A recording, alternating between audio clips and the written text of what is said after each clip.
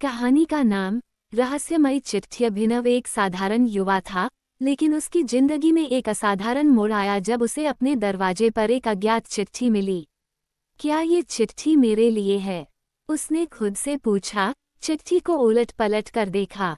चिट्ठी पर लिखा था, सच्चाई तुम्हारे सामने है।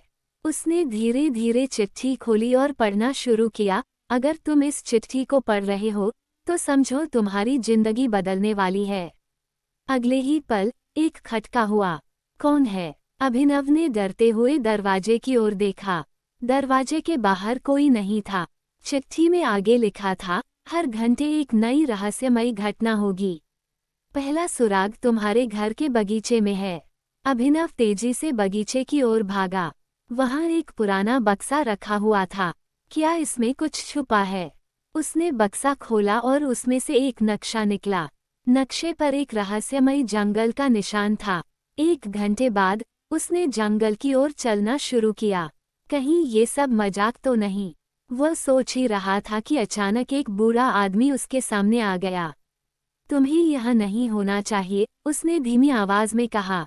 अभिनव का दिल जोर जोर से धड़कने लगा। कौन हो तुम? उसने बूढ़े आदमी से पूछा। बूढ़े आदमी ने उसकी ओर एक सिक्का फेंका। इस सिक्के का रहस्य जानो, तभी सच्चाई समझ पाओगे, कहकर वह गायब हो गया। अभिनव ने सिक्का उठाया। उसमें एक तारीख और समय लिखा था। क्या इसका मतलब है कि मुझे इस समय पर कुछ खास करना होगा? उसने सोचा। सूरज ढलने से पहले अभिनव उस जगह पहुंचा जहां तारीख और समय लिखा था। वहां एक पुराना मंदिर था। उसने मंदिर के अंदर प्रवेश किया और देखा कि वहां एक और चिट्ठी रखी हुई थी। क्या इस चिट्ठी में सच्चाई छुपी है? उसने चिट्ठी खोली। चिट्ठी में लिखा था, सच्चाई तुम्हारे अंदर है। क्या मतलब? वह समझ नहीं पाया। तभी उसके मन में एक आवाज आई, तुम्हारी सबसे बड़ी शक्ति तुम्हारी सोच है। अभिनव ने सोचा, क्या ये सब मेरी सोच का परिणाम था?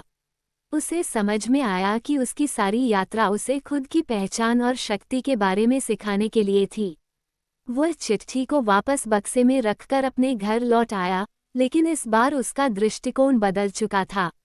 उसने सच्चाई को पहचाना और समझा कि उसकी सबसे बड़ी शक्ति उसकी अपनी सोच है।